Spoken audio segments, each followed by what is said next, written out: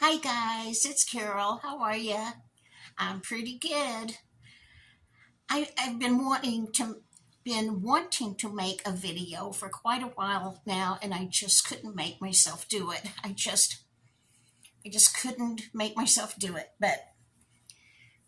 And I thought surely by my birthday I would. I really intended to do a live on my birthday, but there was no way I could do that. I've just been filled with anxiety and being overwhelmed and depression and the whole 9 yards, and that flared up my IBS and just a lot of little things to deal with. But I decided I might as well see if I can't get one tonight. So hey, how y'all doing? I appreciate every text, every email, every way you contacted me over the last 6 weeks at least, or 7. I appreciate every single one. Sometimes it was so overwhelming I couldn't answer, but I read every one at least once, if not 2 or 3 times. I've just had a time lately, but I'm okay. Compared to a lot of other people, I'm doing great. So here we go. I had a birthday. January 30th, I turned 70. Birthdays have never bothered me. Didn't bother me to turn 40, 50, 60. But 70 sounds old. 70 sounds old. I guess on the inside I feel 40 maybe. I don't feel like I'm an elderly 70-year-old. And a lot of it is because my hair is still dark. I have never, ever, not even once, colored my hair. I just have dark hair. And I think that's why I don't think I'm getting older, because I look in the mirror and there's me with dark hair. I don't know. But anyway, I turned 70.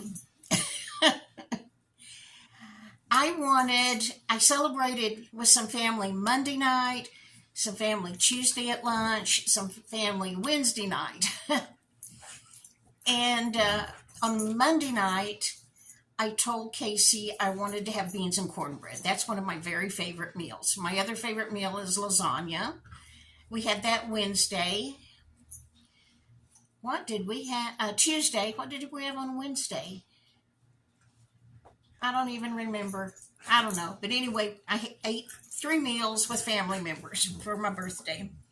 And Casey, she asked me what kind of cake I wanted, and I told her I wanted her to make me a chocolate pie.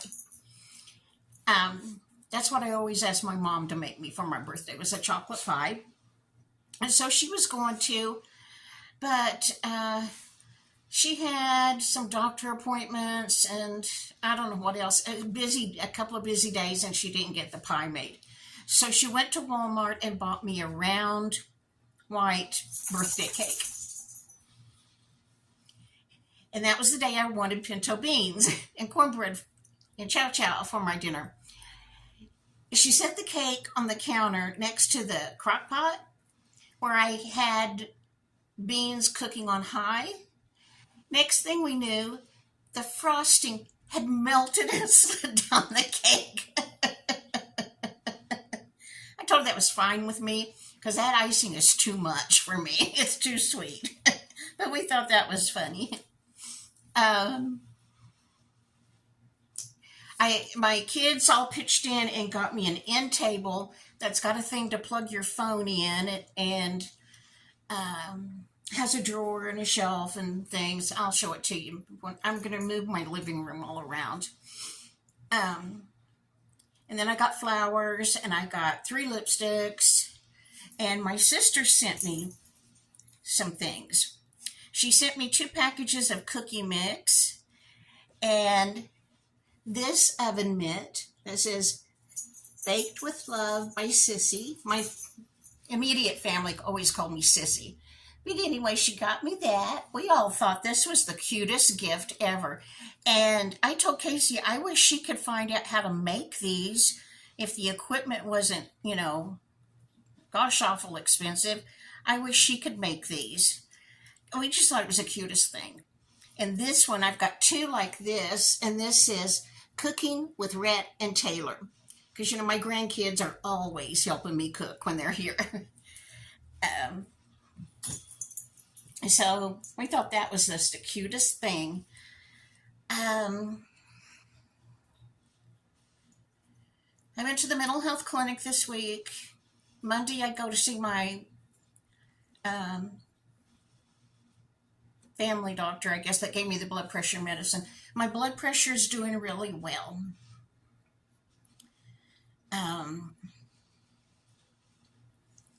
I still, for weeks and weeks and weeks, it felt like, what do I have to share on YouTube?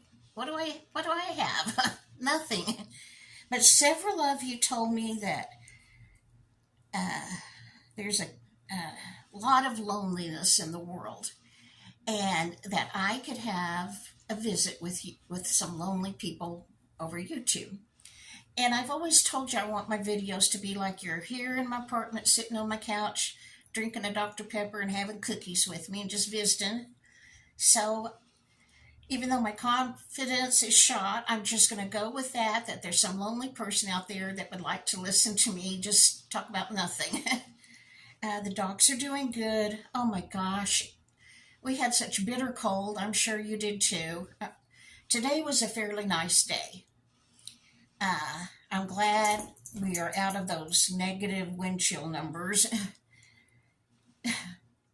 A couple of days after Christmas, they sent around them notes on our doors that the apartment complex is going to be painted. It would take weeks. It would be noisy. They can't do anything about the noise. Okay, so they're still working on it.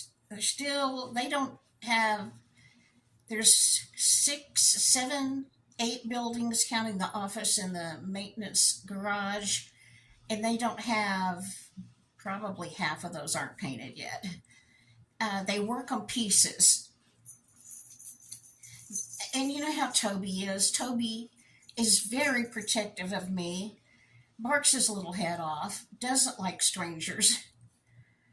And so he's been barking his head off, and I've been doing everything I can to make him not bark. They would, for some reason, I guess I was in between. There's building 1, building 2, and building 3. I guess I was in the middle, so they parked right in front of my patio where Toby could see them. And they backed their van in there, and they were getting in and out of the van all day long, and it had ladders. And so it's been an interesting 6 weeks with me trying to keep the dogs from barking. And it has been noisy, and I don't know. I didn't like the color they were painting it, but it's grown on me already. Our apartment complex was kind of a sand brown, and now it's kind of gray with black trim. I don't like black. That's depressing to me. But anyway, it's grown on me now. I like it. It's okay. On my building, they power washed it, took the shutters off the windows, painted the things that were boards like around the window and around the door frame. And oh, there's a ball. For my new subs, Toby is my little white Schnauzer that if I'm sitting down, he thinks I should be throwing a ball for him. And so, I dropped it. Sorry, Toby. Anyway, they were climbing on ladders in front of my windows a lot. And but with my building, oh, pardon me, I think they're through, except they have to paint the doors, both doors. And actually, I've got, both doors, and then I think they'll be done with me, but they'll be painting the railing on the balconies above me. I don't I didn't have railing on my patio. I had my little fence that I took down. I'm going to put it back up. I asked the maintenance man, could I put it back up? And he said yes. And I just want to figure out some way to put it up where I'm not damaging the building. I'm sorry. Uh, Not that I damaged it before, but we had attached it to the wooden part of the building on three sides. Um, what else has been going on? I don't know. I've just been overwhelmed and dealing with IBS, and just had a horrible flare up, and um, terribly glad my blood pressure settled down. Oh, I have been reading everything I can find on blood pressure, what to do to lower your blood pressure, what to eat, what to do, blah, blah, blah. Uh, and my doctor told me I need to move more. And if I could at least lose 10 pounds, that would help. Well, I haven't lost a single pound yet, but I'm trying. He's not trying hard enough. But I did order a treadmill. It's not exactly a treadmill. When I was looking for it, I put in treadmill to do searches, but it's called a walking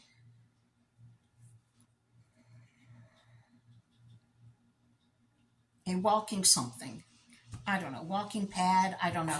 It's like a treadmill, although it doesn't have arms on the sides.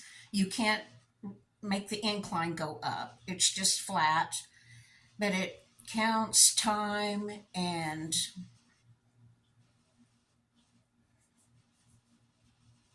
I don't know. It doesn't count steps, but it counts time and it counts two other things. So that's good enough for me. I would never probably do the incline anyway. I'm too out of shape to do that. But I can walk on it. I have my cane on one side that's got the four prongs. I'm sorry, my eye is itching. Sorry. I've got my cane on one side. And then on the other side, I have it up next to the bar between the kitchen and the living room. So if I feel unsteady, I could grab the bar and my cane on the other side. Because I still have dizzy spells and things. But anyway, so I've been doing that, and trying to add things to my diet that are supposed to help with blood pressure, trying to take things out of my diet that don't. And other than that, I have just been reading. Oh, I'm so sorry. I don't know what's wrong with my eye, but it itches. Um, I wanted to tell you about Killers of the Flower Moon. I wish I had the book in front of me, because the prologue has an explanation of Flower Moon. The Flower Moon happens in May, and um, the prairie has flowers blooming, and about the time that moon comes up, the flowers all die. Well, anyway, I really loved the book. I've not seen the movie Killers of the Autumn Moon. I've seen several interviews of the director or producer or somebody saying that they decided to make it a romance story. The book is, well, in the romance story, they included the other actions that happen, but they focus more on Molly and Ernest's romance. Oh, so sorry. Molly is an Osage woman. Ernest is a white man. They get married, have some children. And the book emphasizes that this was the beginning of the FBI. It was started in 1920. They called it something. I think they called it Reign of Terror. Terror, I believe, because horrible things were happening. And I'll try to tell this without giving it all away. But the Osage tribe originally were in an area that's now Missouri. And as the pioneers moved west, ugh, as the pioneers moved west, they pushed them out. They pushed them into another location, and then they pushed them into another location. And the chief finally told the tribe, what we're going to have to do, even though we think this is our land, we are going to have to pay for it and get a title, a deed to the property, so they can't force us off anymore. And they chose this area in what's now Oklahoma. And the chief said, it's so rocky there. None of these farmers are going to want it. They'll leave us alone finally. The pioneers just did atrocious things to the indigenous people.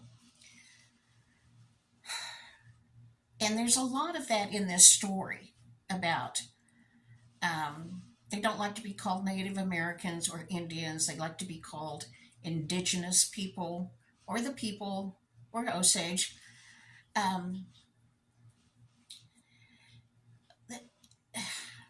The people that were settling the country were horrible to them.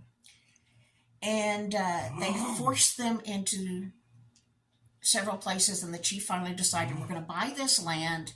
They'll leave us alone because we have a deed to it. They can't make us move anymore. I don't have your ball, Toby. And they had a really good, the chief and the lawyer they had were really smart people. And so when they purchased the land, they insisted that the Osage tribe also would own the mineral rights. I don't know about where you live, but where I live here in Texas, owning the mineral rights is a big deal. And they are owned by people that don't own the property. Like here, out on ranches, the rancher may not own the mineral rights, but whoever does own the mineral rights can put oil wells on his ranch, and they have to have access to them. There are rights for natural gas, water, oil, anything like that. Well, the chief and this lawyer were smart enough to insist that the Osage tribe not only pay for the land, but they would also have the mineral rights. And they were a very poor people. And then oil was discovered on their land, and they were no longer poor. In fact, the Osage tribe at that time became the richest people in the world per capita, because they found a lot of oil. This was the oil boom of the 1920s. But things start happening. The audacity of the white people just bothered me. But anyway, the Osage, now they're a rich tribe. They have nice mansions. They drive cars. They have chauffeurs. That's how Molly met Ernest. He was her chauffeur before they got married. And then the Osage tribe started dying off with mysterious illnesses. And that's where the beginning of the FBI comes in. There's Toby. The FBI was in its infancy, just started. Yes, I have lipstick on. He likes to smell my lipstick. This is the infancy of it. This was their first big deal. And they're trying to figure out why the Osage people are mysteriously dying. And that's as much about the book as I'm going to tell you. It's based on a true story. They did a lot of research, the author did, and stayed true to the story. I don't know about the movie. Oh, here's a phone call. Anyway, before you see the movie, please read the book because there's so much more to the story than the romance of Ernest and Molly.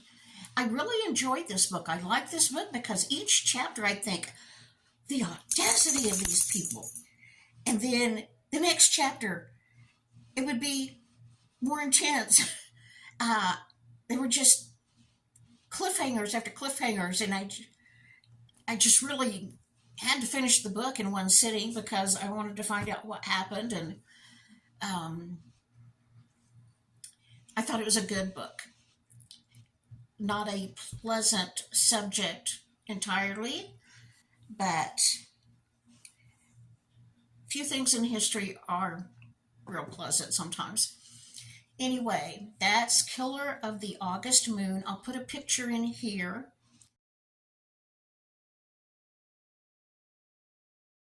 I'm going to put a picture of my cake that the frosting melted off the sides.